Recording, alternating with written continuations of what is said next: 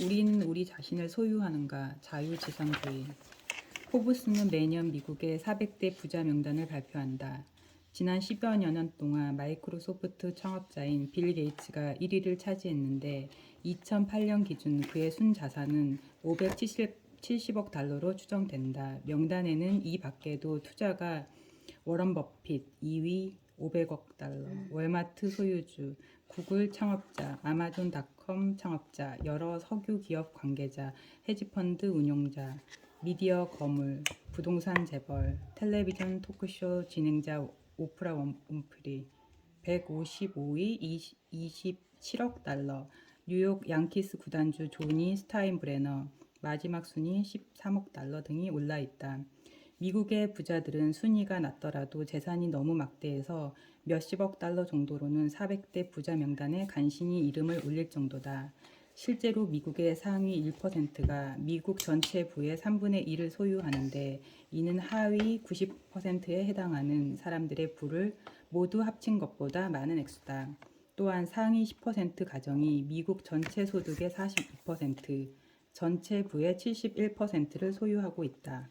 경제 불평등은 미국이 다른 어느 민주 국가보다 훨씬 심각하다.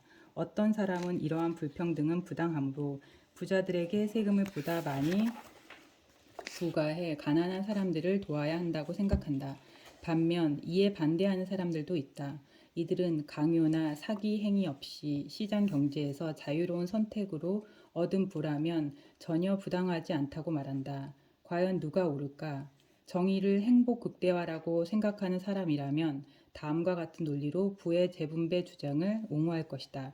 즉, 빌 게이츠로부터 100만 달러를 걷어 궁핍한 사람 100명에게 1만 달러씩 나눠줬다고 가정해보자. 그럴 경우 전체적인 행복은 늘어날 것이다. 빌 게이츠에게는 그 정도 돈이 별로 아쉽지 않겠지만 돈을 받은 사람들은 뜻밖의 1만 달러 횡재로 커다란 행복을 느낄 것이다.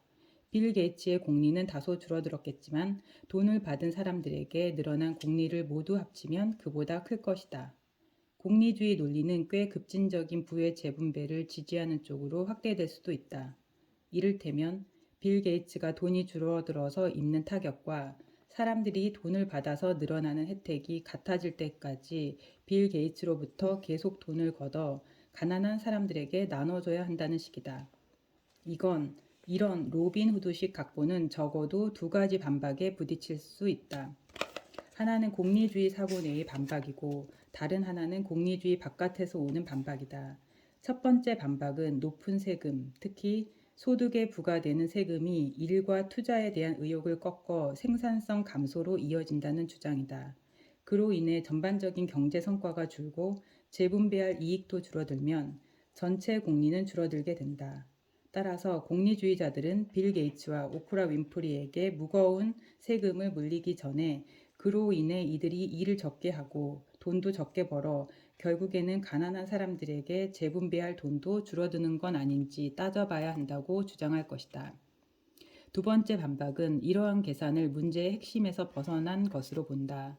부자에게 세금을 걷어 가난한 사람을 돕는 행위가 부당한 이유는 기본권을 침해하기 때문이다. 이 반박에 따르면 빌 게이츠와 오프라 윈프리의 동의 없이 그들의 돈을 가져가는 행위는 이유가 아무리 좋더라도 강제 행위다. 자기 돈을 마음대로 쓸 수 있는 자유를 침해하는 행위이다. 이러한 근거로 재분배에 반대하는 사람들을 흔히 자유지상주의자라고 부른다. 자유지상주의자들은 규제 없는 시장을 옹호하면서 정부 규제에 반대하는데 이는 경제 효율성 때문이 아니라 인간의 자유 때문이다. 이들의 핵심 주장은 우리 개인에게는 자유라는 기본권이 있으며 다른 사람의 권리를 존중하는 한 우리는 자신의 소유물을 마음대로 쓸 수 있다는 것이다. 최소국가. 자유지상주의자들의 권리 이론이 옳다면 현대 국가들이 하고 있는 많은 정책이 위법하며 자유를 침해하고 있다.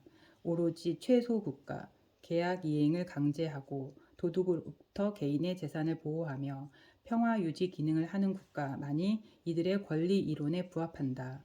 국가가 그 이상의 기능을 수행한다면 부도덕하다고 본다. 현대 국가가 흔히 펼치는 정책과 법 가운데 자유지상주의자들이 반대하는 세 가지를 소개하면 다음과 같다. 1. 온정주의. 자유지상주의자들은 사람들이 스스로를 해치지 못하도록 보호하는 법에 반대한다. 안전벨트나 오토바이 헬멧 착용을 의무화하는 법이 좋은 예다.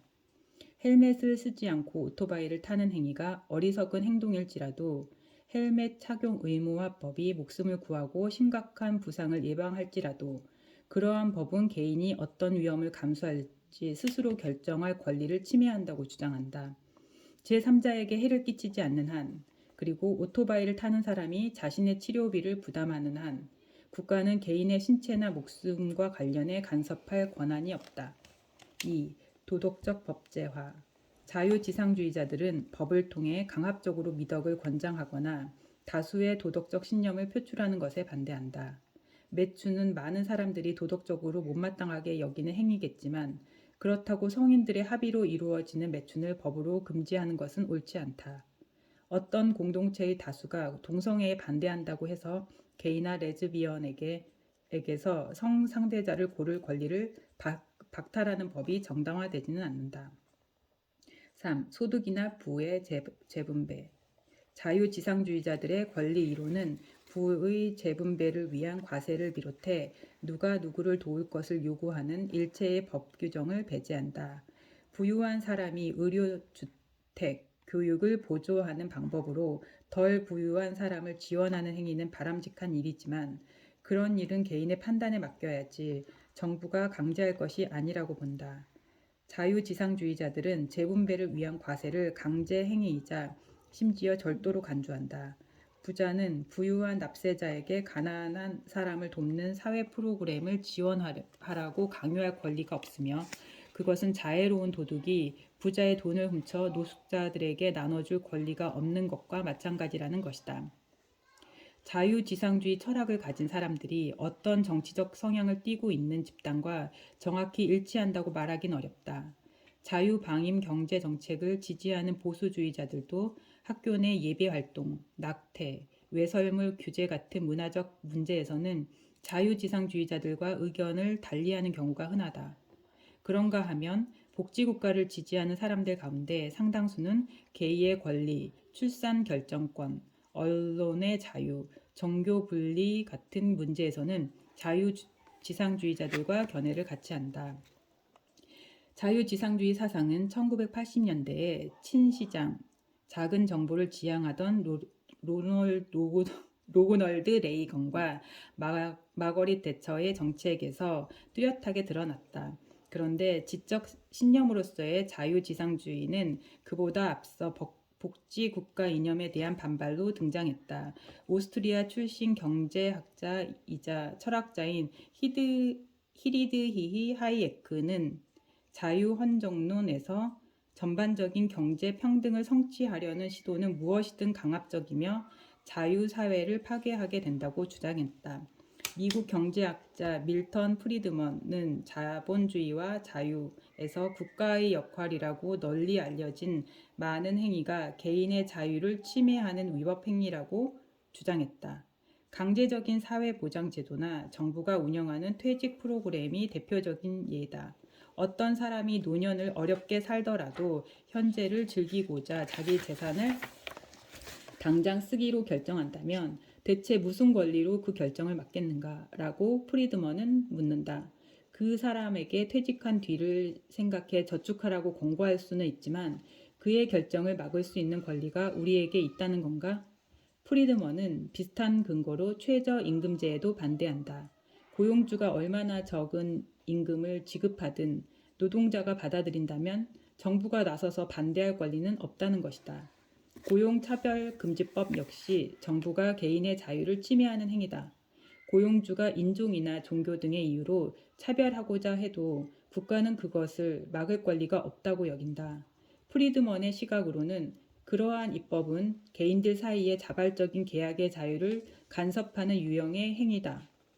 특정 직업을 갖기 위해서는 의무적으로 면허를 취득하도록 하는 법 또한 선택의 자유를 부당하게 간섭한다. 미숙년 이발사가 변변치 못한 서비스를 제공하고자 하고 싼값에 머리를 자르고 싶어하는 고객이 있다면 국가가 그 거래를 금지해야 할 이유가 없다. 프리드먼은 이 논리를 심지어 의사에게까지 확대한다. 내가 싼 값에 맹장 수술을 받고 싶다면 면허가 있든 없든 그 수술을 해줄 사람을 마음대로 선택해 고용할 자유가 있다. 사람들은 흔히 숙련된 의사를 원하는데 시장이 그 정보를 제공할 수 있다. 환자는 국가가 발급하는 의사 면허증에 의존하지 않고 컨슈머 리포트나 굿 하우스키핑 같은 잡지에서 평가한 서비스 등급에서 관련 정보를 얻을 수 있다고 프리드먼은 주장한다.